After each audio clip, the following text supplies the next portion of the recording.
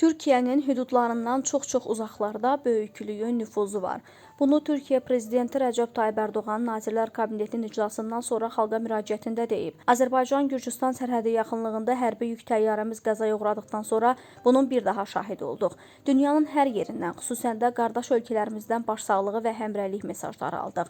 Xüsusilə Gürcüstan və Azərbaycan hadisə baş verən ilk gündən bütün imkanlarını səfərbər edərək axtarış xilasetmə qruplarının çatdırılması, qalıqların araşdırılması və hadisə yerinin təhlükəsizliyinin təmin edilməsində hərtərəfli əməkdaşlıq ediblər deyə o əlavə edib. O bildirib ki, qəza və dağıntı qrupunun toplandığı məlumatlar Qara Qutunun araşdırması nəticəsində 20 nəfərin həyatına son qoyan bu faciəvi hadisənin baş vermə səbəbi aydın bilinəcək.